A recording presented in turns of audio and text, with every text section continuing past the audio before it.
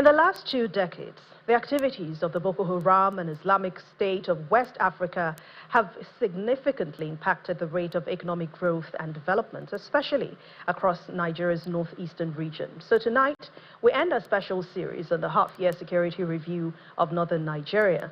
Babajide Ogunsowo, who is the founder of Leadership by Data and Channels Television's chief data analyst, is here to share the facts and the figures on this year in security. Thank you very much, Babajide, for joining us on the news at 10.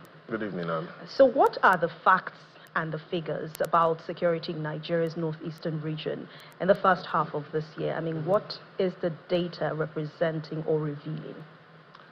Summaries, the data shows there's good news. As always. And there's bad news. But before we go into the good news and bad news, so there was a story last week on security that I would like to quickly share the implication and how significant that story is. And that was last week. The Defense Headquarters had released information that some wanted gun runners that were involved in illicit drug trafficking were captured in Kaduna. And here's why this is important. Even though they were captured in Kaduna, Kaduna shares borders with at least 3 other states in the northwest. We're talking about Kano, Katsina, Zamfara. Kaduna State, where these illicit traffickers were captured, also shares borders with Abuja, shares borders with Niger State, Nasarawa State, shares borders with even Nasarawa State. Kaduna State extends to the northeast, sharing borders with Bauchi State.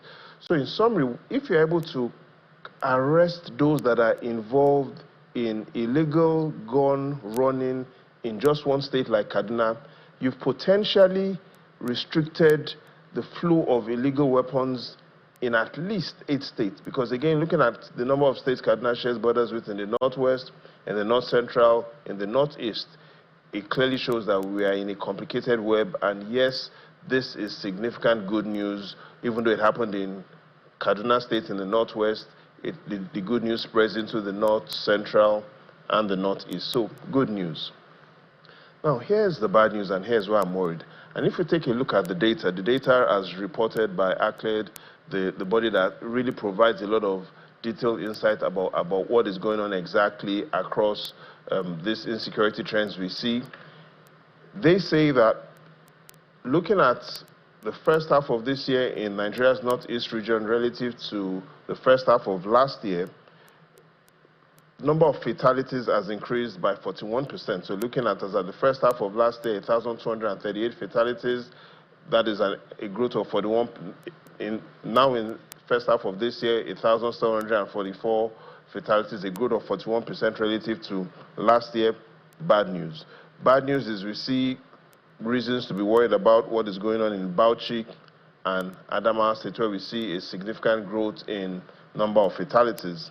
But beyond these numbers, and here's the reason why I'm also concerned. Yes, we've seen the head of the Defense Agency, General Christopher Musa, talking about the need of why it's important for us to look at our external border management. But what this data also shows is that yes, external border management is essential, but it's getting more urgent and important for us to even look at our internal borders, because we can clearly see that a lot of these terrorist activities and number of fatalities are because of how weak our internal borders are. So yes, we know we have a problem with securing our borders with other countries, but we also now see that there's a need to even secure ourselves within the states. And talking about securing ourselves, when you look at the 3 geopolitical zones in the northern region of Nigeria, how would you summarize the state of peace in these regions?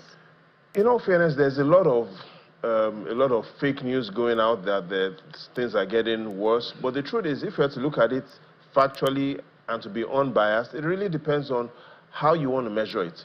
If we take a look at the data, we stick to the facts. The fact shows that if you want to compare security in the first half of this year based on the number of fatalities relative to the first half of last year, then things are getting better. The challenge is if you want to compare the first half of this year with the first half of 2023, that tells a different story. So look at it. The first half of 2023, 3,957 fatalities. The first half of 2024, 4,745 fatalities.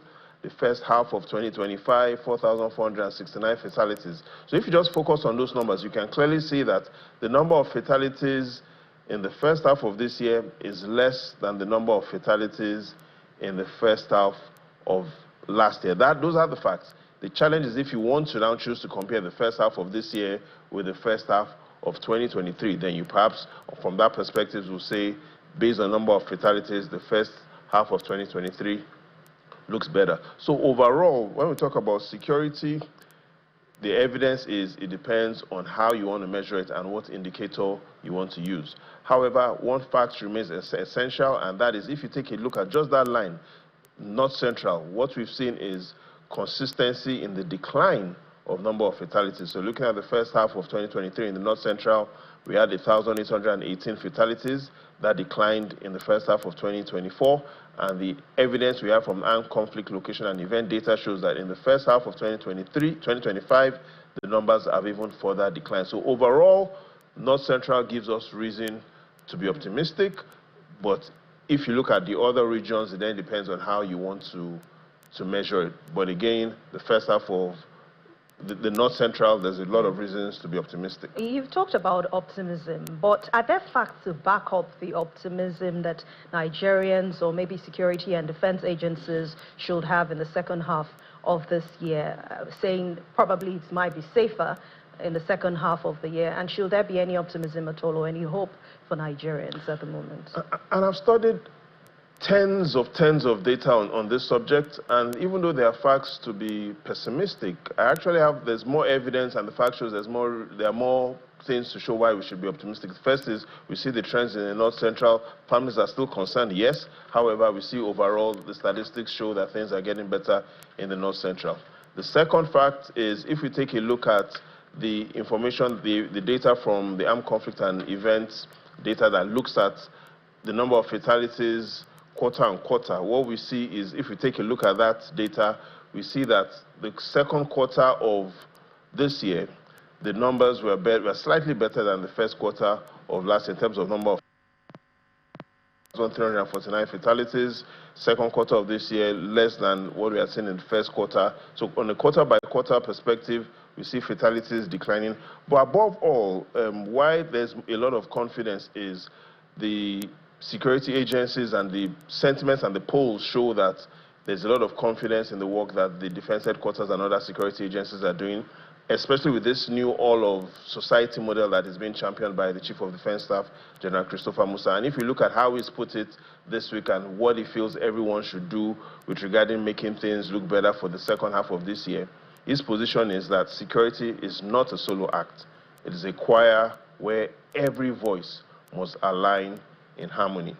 So yes, we've seen a lot of talk on the non-kinetic approach, but now we're even seeing a lot more talk on an all-of-society model to security. So we clearly see, first of all, before we conclude about what will happen in the second half of this year, our eyes are on the third quarter of this year, July to September. Exactly. All right. So optimism should be the watchword. Thank you very much, Babajide Ogunsowo, founder of Leadership by Data and Channels Television's Chief Data Analyst, for your contribution on the news at 10. The pleasure is all mine.